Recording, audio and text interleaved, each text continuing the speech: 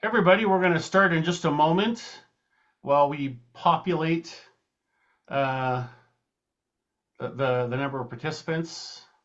So welcome. I'm glad you're coming to attend our Understanding Metadata, how to optimize metadata to make your book more discoverable. What you want to do is stand out like that penguin right there. So, but we'll give it just a couple minutes and then we'll get started. So, why don't you do this? In your chat box, let us know where you're watching from. What city are you in and state? Just curious.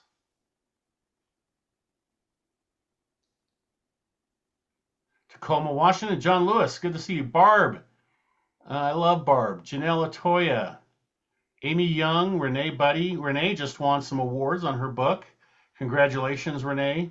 Jim Our Blackwell is a new author with us. Aggie Kopp, she's interning with us. Carolyn Chereau, Michael Dittman. We're so glad you're here for this. Um, and we work hard to make this worth your time. Riley and Allie Slocum. Riley just graduated from high school. Congratulations, Riley. Evelyn Taylor from Tampa, Florida. I love it that when we get outside of Colorado, Tim Nilsson, an Illumify author from Wairika. Never been there, but I always like to say Wairika. So let's see if there's anybody else. Let's see, how many are we at? Okay. All right. So we're going to go ahead and start. My name is Mike Clausen. If I haven't met you, I am the president of Illumify, and I love what we do. We publish books that change the world. I have a Power Writers report, and I wanted to invite you to subscribe to if you don't already get it. Just enter your email address in the chat box. I release a weekly Power Writers report. I give you lots of writing tips, productivity tools, platform building strategies, author best practices, and free stuff. So just enter your email address in there. Many of you are already subscribed, and that's great. And if you ever have ideas for a Power Writers Report, just let us know, and I will write on that topic. So the other thing I want to invite you to, get all set up here before we start, um, is I'm going to put in the chat box the link to my online scheduler. If you want to schedule a strategy session with me, we can brainstorm ideas about your book and explore the possibilities. So it's in the chat box. You'll find it in there. And that said, here I am. I'm not in my office. It's the Chat GPT background. So And good. so I'm going to turn it over. Jen Clark, I've known her for about 20 plus years, back when I was a pastor and I met her at church. And then she came to me in like 2012 and said, let's work together. And she has become my right hand. I can't even think without running things by her. So she's great. She's our operations director. She's also our Ingram Spark specialist. And so she deals with metadata on a daily basis. And this was her idea because our goal is to equip authors, writers on how to be the successful authors and writers. So I'm going to turn it over to Jen. Hi, everyone. Good evening. I recognize so many of your names and know some of you very well because you've worked with us. And I'm glad to have you with us tonight. And we're going to just deep dive into metadata. This idea came to me because I've been meeting monthly with our Ingram Spark rep, and she's introducing me to tools that I didn't know existed through Ingram Spark. And I want to always be able to share those with you guys. So that's how the idea came about. And our goals tonight are going to be, as in Michael stated in the Power Writers report, is we're going to identify the difference between weak and effective metadata. We're going to talk about improving your book's visibility on retail platforms. We're going to discuss practical tools and resources to strengthen your metadata strategy. We're going to learn how better metadata can lead to more readers and increase sales. But first, let me just define metadata for you because you think you might understand it, but it can be broken down a little bit more in detail. Like Mike said in his Power Writers report, good metadata isn't just technical, it's psychological. I really love that phrase. And I think by the end of this webinar, I hope that you'll understand that a little bit better. But metadata is a term used by the book industry that refers to all the information about your book. And one blog that I read today broke it down by three different types. Bibliographic metadata includes things like identifiers. Your ISBN is unique to your book, it's an identifier. The format to your book puts it in a category all its own, your title and subtitle, and your BISACs. Then there's marketing metadata, and that's your cover image, your keywords, your back cover copy and book description, your endorsements, reviews, your title, or sorry, and your reviews, and then all the stuff that goes on that back cover. Then there's commercial metadata. That's your retail price, your publication date, your sales territory, and your availability. And I think that it's really important to think like a book buyer. Some of you have been to our conference and you've met a dear friend of ours and mentor, Larry Yoder, who worked in the book buying industry for most of his career. And we just really cherish his perspective because he thought like a book buyer. And when he gives a manuscript evaluation to authors, he will tell you this title won't work for a book buyer, won't understand it, or this is too long. Maybe a bookstore won't buy it because they don't think that their readers will buy a book that big. So he's just brought us valuable information. And when I think commercial metadata, I think of Larry. Metadata plays a really crucial role in determining how physical and online retailers see your book. Bookshops rely on metadata to decide not only whether to stock a title in the first place, but also where to place it on the shelves, how to list it in their catalogs, and how to present it to customers. Good quality metadata ensures that a book is positioned correctly in its category, making it easier for booksellers to understand its appeal and for buyers to find it. And that's what we all really want. We don't always think about the retailer. We think about the buyer, which is a great way to write, is to think about that audience that you're writing to. But we also have to think about these other facets. What will a bookstore think about my category? Do they have that category in their physical store? So will they know how to shelve it? Does this price range work for their customers? In today's competitive market, metadata quality can even influence the algorithmic recommendations in online retail systems and how prominently a book appears in searches, featured lists, or genre-specific collections. For authors, investing all the time in the care and the metadata is a key factor ensuring your book reaches the right readers and stands out in a crowded marketplace. So we spend a lot of time as authors focused on our content. And then we get really excited about our cover, but that extra component is the metadata, and that's what I wanted you guys to really get inspired by and excited by and interested in doing tonight, because the Illumify team, if you're an Illumify author, will help you with a lot of this metadata, but no one knows the manuscript better than you do. So as you think of everything that I'm going to say in the next 45 minutes, I want you to think about, is my title going to reach my audience? Is my subtitle going to reach my audience? Is my back cover book description going to grab my audience? The age of your audience? Is the retail price going to reach my audience? So just be thinking kind of with that scope in mind. Ingram Spark, which is known as Ingram Content Group, that's the hub company, recently released a study involving metadata. And I'm going to show you a slide. Hopefully you guys can see it easily. They offered this slide in with the results, which we'll discuss in here in a minute. But they showed a side-by-side comparison of weak metadata versus good metadata.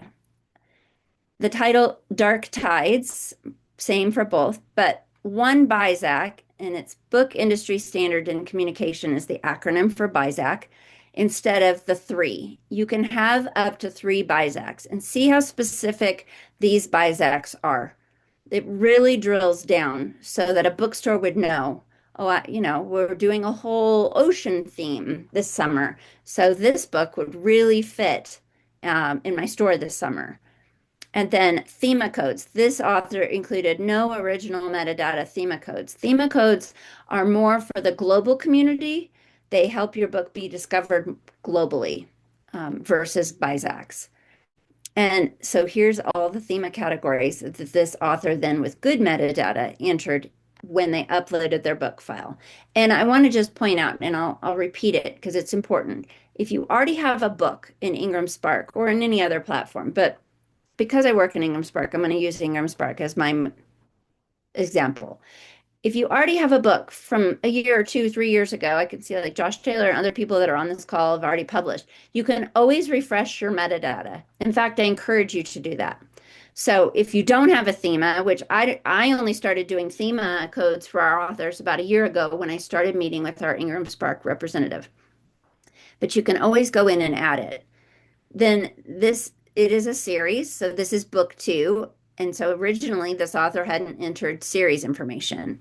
And then this is what the author entered as book description the first time. And then when they strengthened their metadata, the author listed all of this, a much more expansive book description. You get quite a bit of space for the long book description in Ingram Spark. You also are offered another thing that's short description, and it's about one sentence, maybe two if you're really efficient on words. And then they listed all these keywords, and we're going to talk about keywords because those are really important, more important than you think they would be. So I hope that gets you kind of thinking about your metadata, whether you've published before or you're getting ready to. So the key takeaway from the study is that the better the metadata, the better the sales and the better discoverability.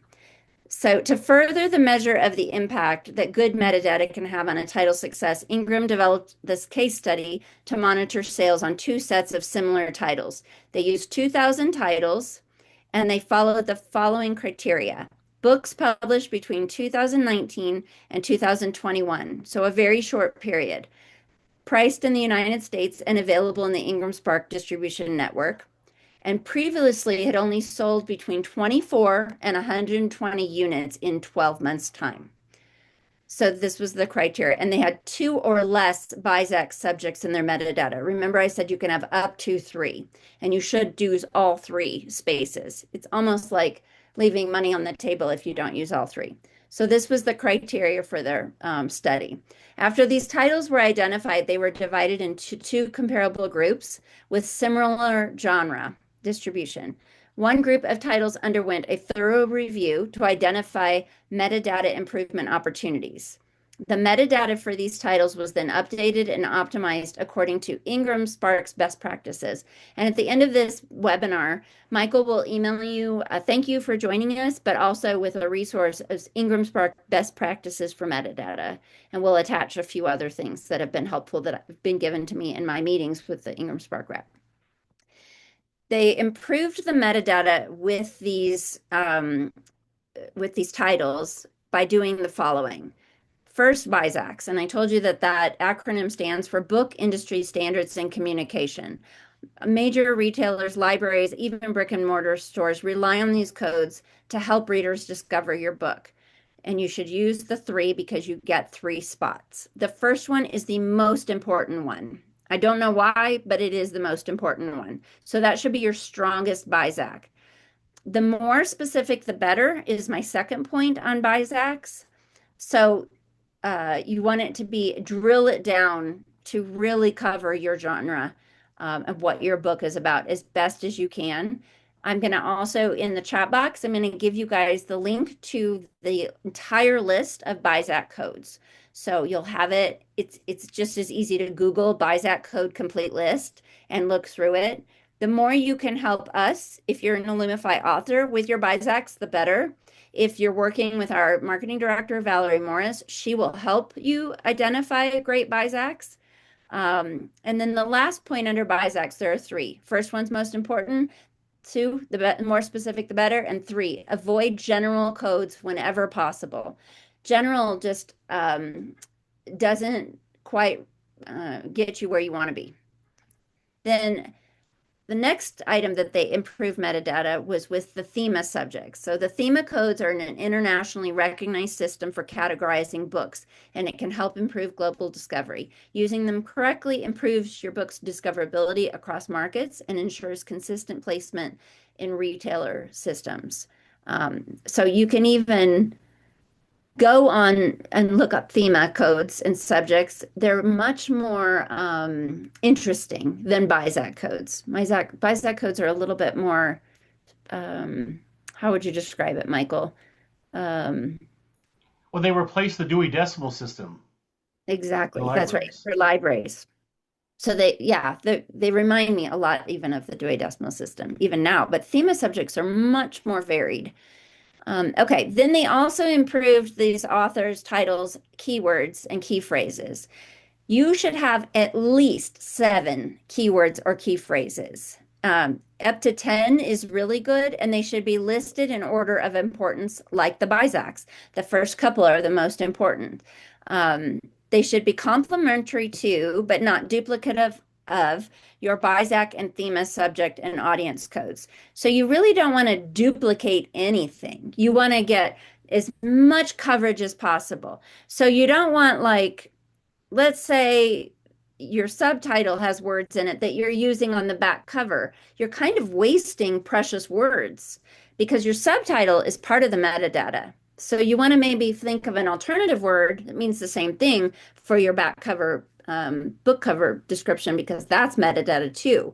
Then you wouldn't want your BISAC to be a duplicate of those things as well. You really want to have as much coverage as possible to gather those retailers and to gather your buyers. These should be terms and phrases in your keywords that potential buyers may be searching for. So think of Michael said it in a Power Writers report, think like a reader, not like a writer. What would someone actually type into Amazon at 11:30 at night while emotionally buying a book in bed? Think like that. That's how your keywords and your key phrases should be. And the key phrases can be several words. I wouldn't use words that, again, are wasted, like words like um, and specific retail product categories or subcategories that don't have an equivalent BISAC code. And I wish they would have given me an example of this. We've done recently a lot of business books. In fact, we did an HR book and we just did a sales book.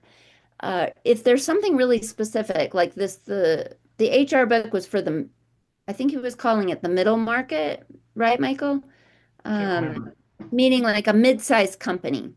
So his keyword could be, and I believe it It was mid-market, actually. was mid-market. And we used even industry terms like playbook, that wouldn't have been a BISAC at all. And they should be important topics and themes from the book. For example, Mediterranean diet, coming of age. And if there's important locations that are mentioned, we did a fiction book last year, or sorry, was it earlier this year, about Lake Superior. It was a very specific location, a very specific time period. You can use that. You can use story tone or writing style or genre, like psychological thriller, verse novel, heartwarming romance. You can use character types and roles like female protagonist, immigrant children, working mom, Jewish family. That really helps with that discoverability. And you can use format or audience notes like coloring book, devotional, reference book, self-help. And you can, like I said, you can use regional subjects when applicable. I have a So, question for you on this, Jen. So yeah, in the theme, so BISACs are set in stone categories. yeah.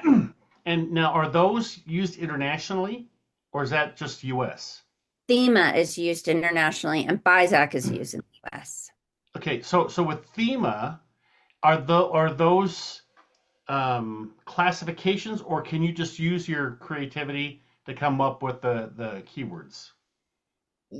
There, I've noticed that when I try to enter a thema, that I'm throwing a dart at the wall, that it's not, it doesn't always come up.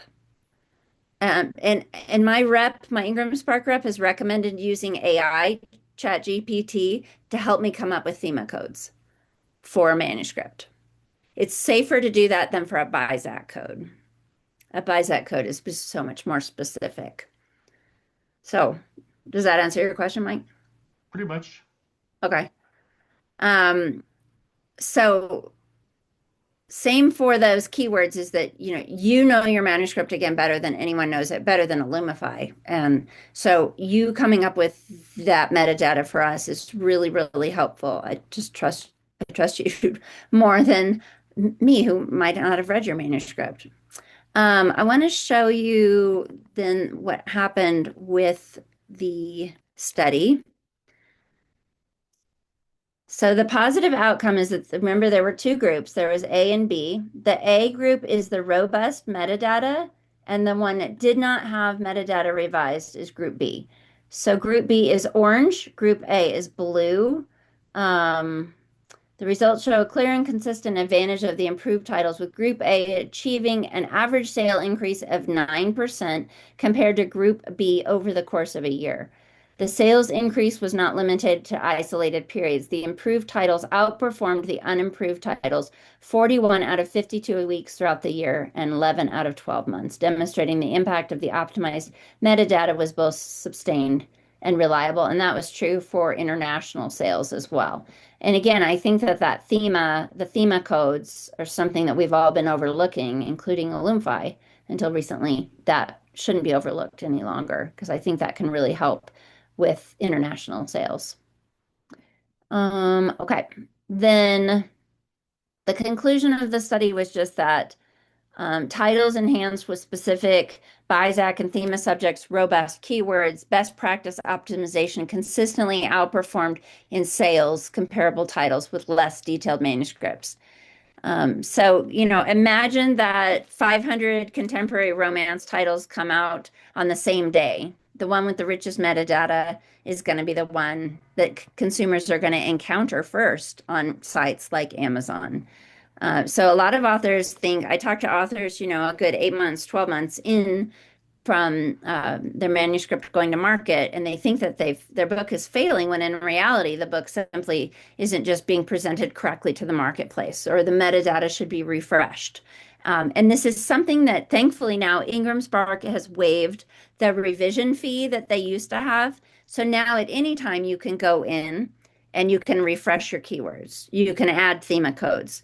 And something I want to say that I didn't touch on before is that even your author biography, this was something I was not putting into practice until maybe the last year or two. But I was entering an author's biography, which I took from their book, either the cover or the interior. But it wants to know, where does the author live? So that's kind of that regional information. And it wants to know if they have affiliations. Even if you're like a member of Rocky Mountain Christian Writers or Writers on the Rock, you should put that in as an affiliation because it helps, because the algorithm is, building, it helps connect you with readers. So you can go in at any time and just take a look at all of your metadata in Ingram Spark or make an appointment with me, and I'll be happy to do that with you. But readers buy books because they want to result in emotion, an identity shift, or a solution to the problems. And like Michael said in the Power Writers Report, writing a book is deeply personal, but metadata is deeply practical. So some of the tools that you can use besides me or Googling is Ingram Spark has implemented a new Ingram Spark Assist AI tool.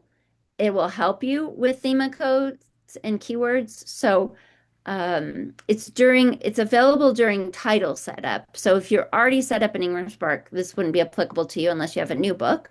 And then I wanted to let you know about a couple other things that Ingram Spark is offering to authors as tools.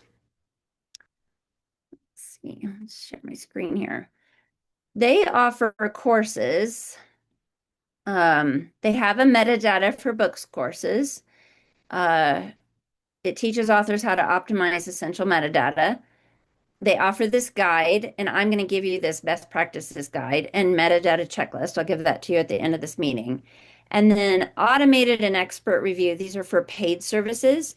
You can pay for a promotional package. It's under Discovery. It's under Tools in your Ingram Spark account, and then it's under Discovery. And then you can pay for an audit of your metadata. which I think is really fascinating. So just a few tools to just be aware of that are at your disposal.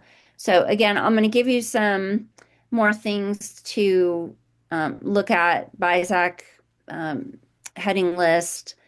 If you're not subscribed to, is it Dave Cheeseman, who is, he runs a company called Kindlepreneur. He has a free e-newsletter that I find very valuable. I think Michael subscribes. He talks about metadata a lot. But I think it's Cheeseman. I think it's Chesson, and Chesson.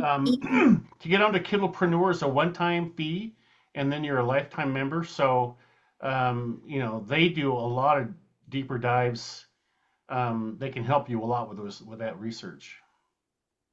Yeah, very helpful. But it's all, I'm always learning too. We're all always learning. So we shouldn't beat ourselves up for not knowing something when we didn't know it.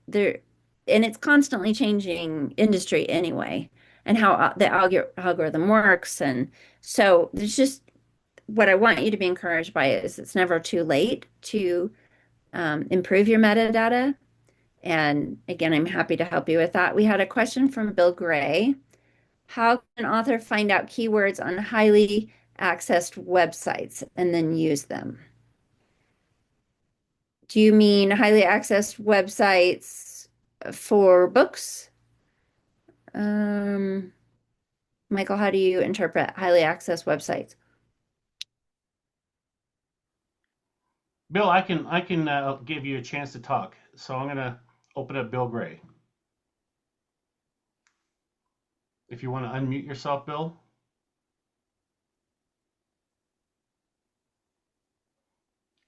We can't hear you, but you're unmuted. Oh, playing with his microphone. Okay. It's unmuted. Read it one more time, Jen. Okay, how can an author find out keywords on highly accessed websites and then use them? Oh, meaning kind of capitalize on what a very successful, highly trafficked website. Oh, I see.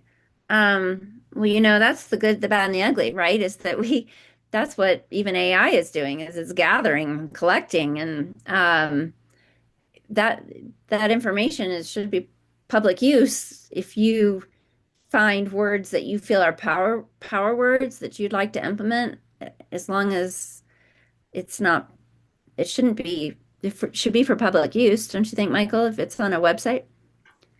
I Unless mean, it's if trademarked? there's going to be some copyright protection, but what you could do is you could take the URL, paste it into ChatGPT, and ask it to give you keywords, or ask it to do some of that research for you.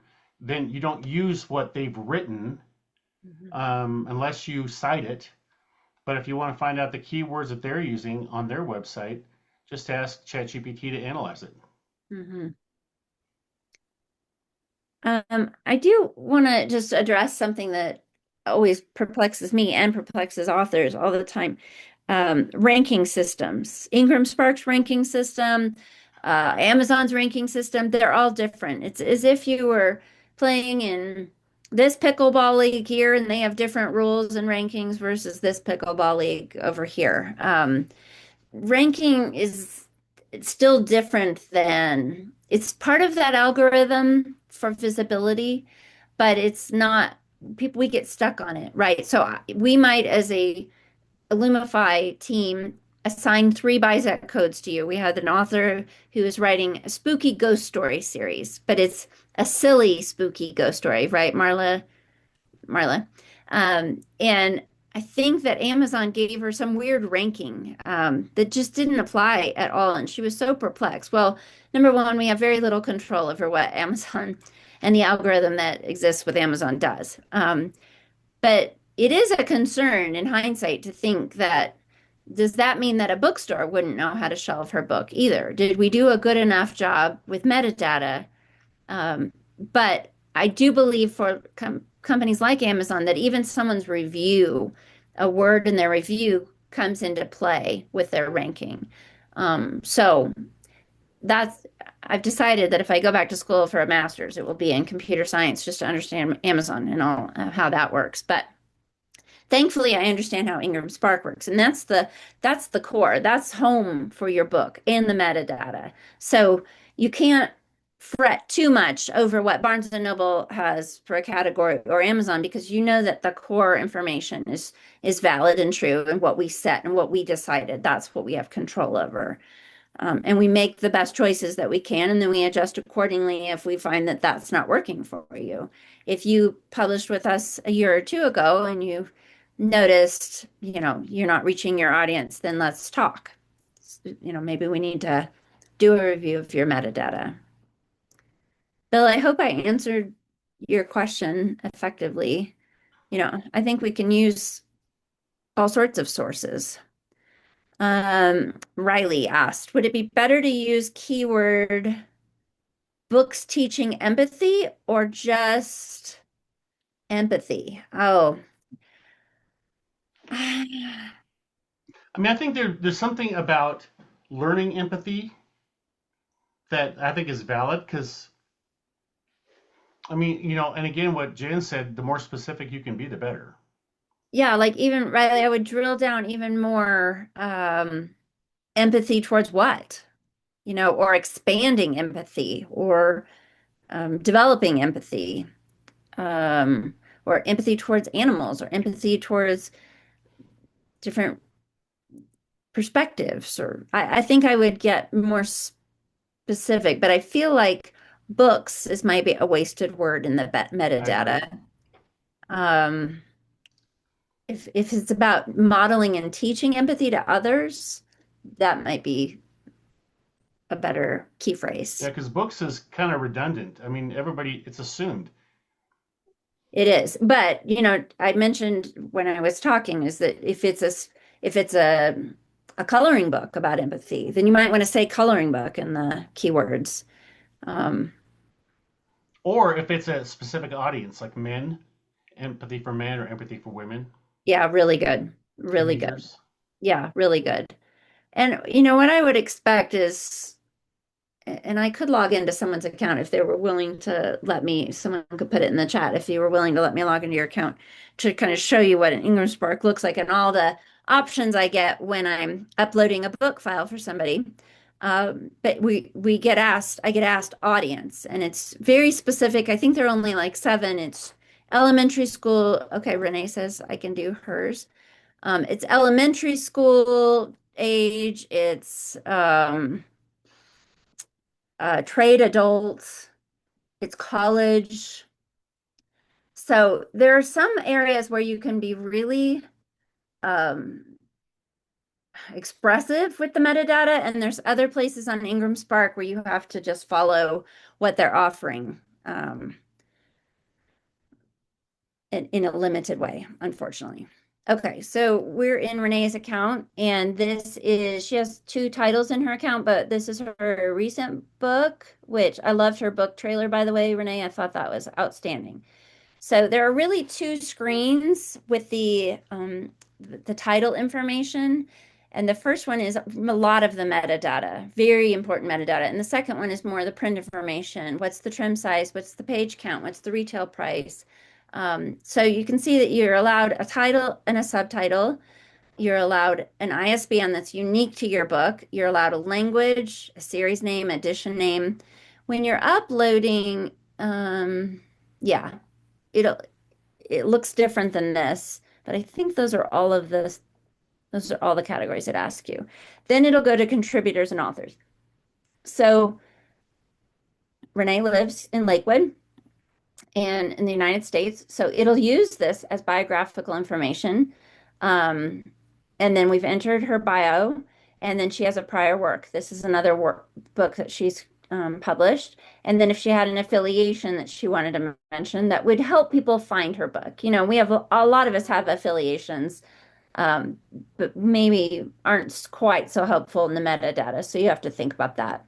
If you have review quotes, or if you have endorsements or a forward by, we have a fiction author that's just releasing now, and his cover design was by an artist in Steamboat, Colorado. So I can add a contributor here. And that metadata goes into the big pot of our lovely stew.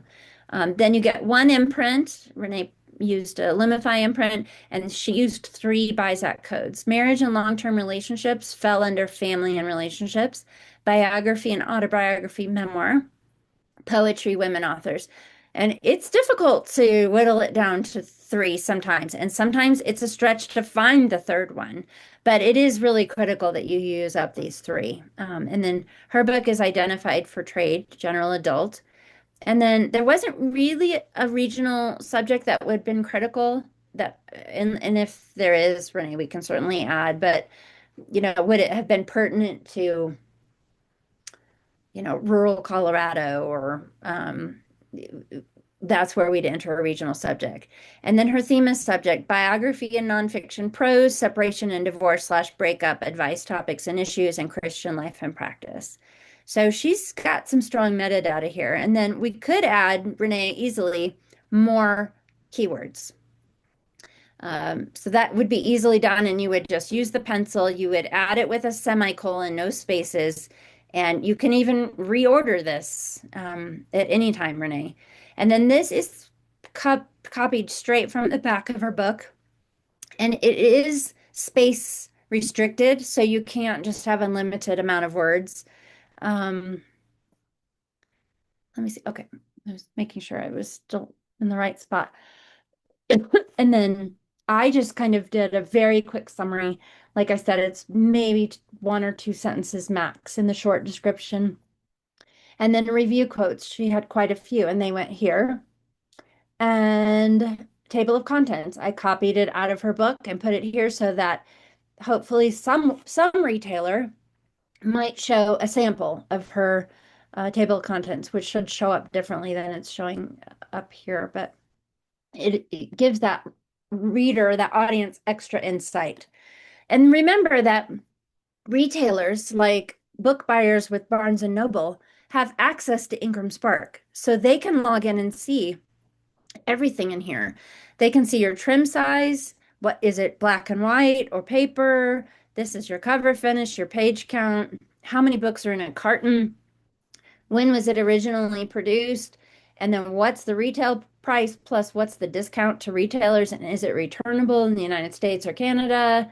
And if we enabled look inside, and then the pub date and the on sale date. So these are when I'm uploading a book for an Illumify author, I'm zeroed in. I'm really focused. I don't want to make a mistake because all of that is going to feed into the metadata into retail sites. And I want to make sure I have clicked off every box that I can for the information that I was given from the author.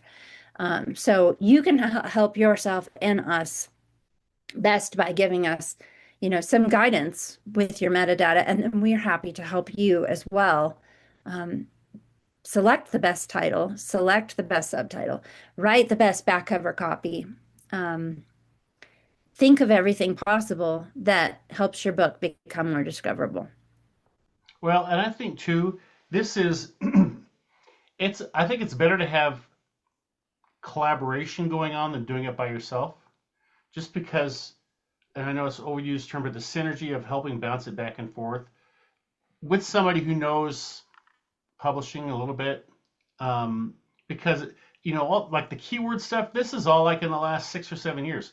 When we started Illumify 11 years ago, nobody was talking about keywords, No, and no, I don't even think we had those opportunities to insert a lot of those things FEMA anymore. wasn't there, Yeah. and so the industry is constantly changing, and then fortunately we have a rep with Ingram Spark, and the person meets monthly with Jen, and so Jen's going to be one of the first people to know about new trends and what's going on, because the average person with an Ingram Spark account doesn't get a rep assigned to them. So, And I do want to mention that we've recently been told that book production is up a lot, and it's because of AI.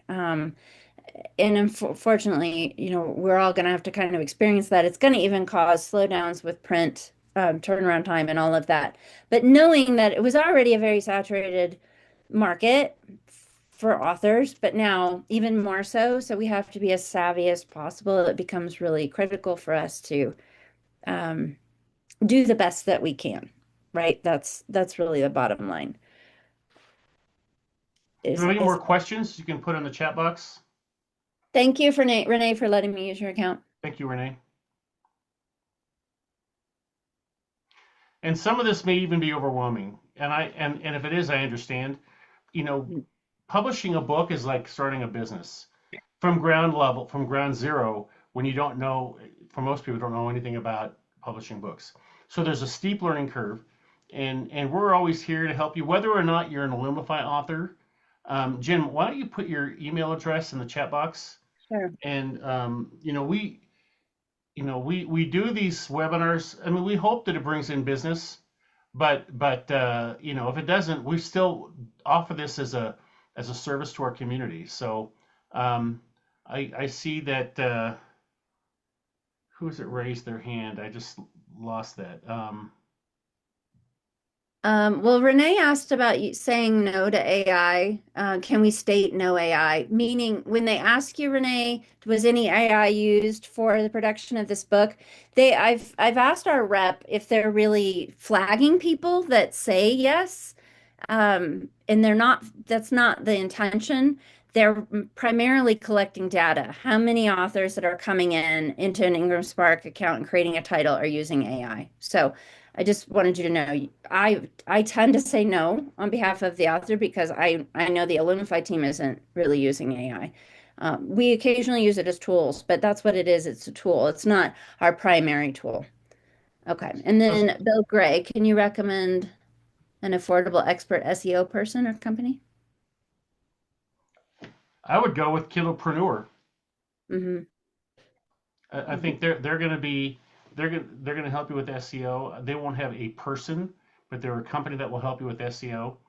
Um, Somebody raised their hand just a moment ago, and I lost it when I was trying to figure out who raised their hand. So if you want to raise your hand again, and I didn't call on you, please help yourself.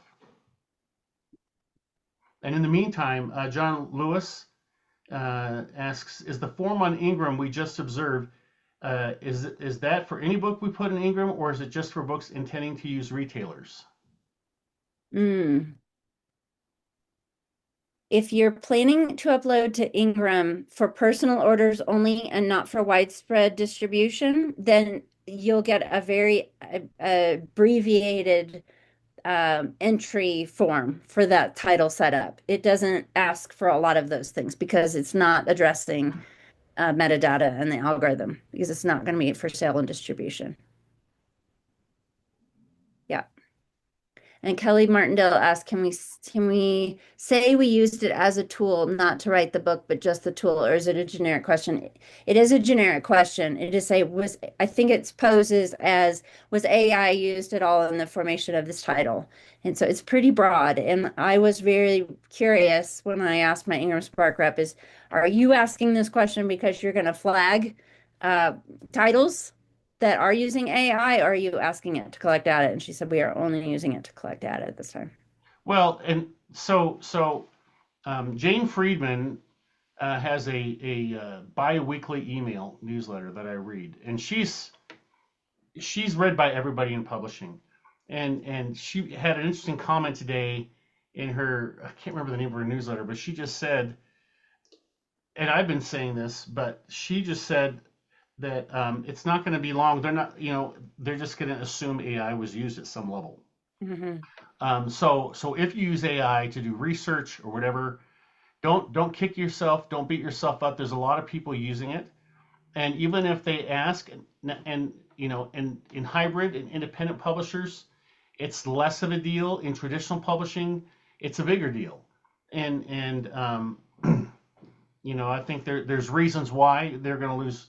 They're afraid of losing their content to AI. That it's going to use it.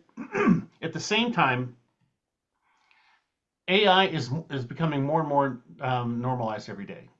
And so if you use it to do your SEO, okay, I don't have a problem with that. And Ingram Spark certainly is not going to block your book.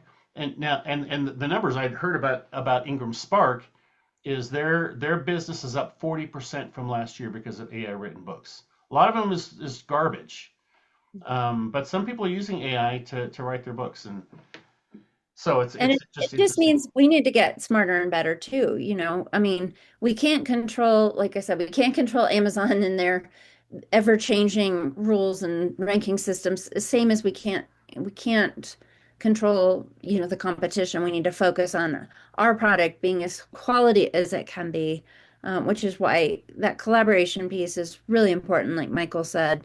Sometimes as an author, we get so in the forest that we can't see the trees of our own work. So when I ask an author sometimes for their keywords, because again, I feel like the author is going to know them better than anyone. They're almost like you know, you lose that perspective because you're in it so much. So fresh eyes, collaboration, all very helpful, and to refresh your metadata and to talk to someone about it, which is even I think the importance of recommending that you subscribe to blogs and important people in the industry to keep ever refreshing that for yourself. All right, any other questions? For good questions, guys.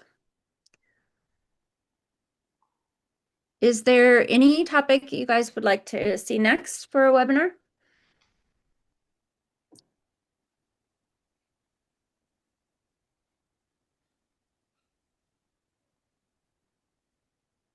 And you can always think about it. Yeah. So yeah, we're always trying to stay on top of this for all of you. So okay, all right. Michael will send you all a thank you email for joining us with some helpful attachments. But please don't hesitate to reach out if you have any questions at all or just want to talk. All right. Okay. All right. Well, we're going to close it up. Thank you, everyone, for joining us tonight on a Wednesday night, spring night, and always reach out to us if you have any questions or need help. All right. We appreciate you all. Take good care. Thank you, Jen, for your great information. You're welcome. Okay. Sure. Take care. Bye. Bye.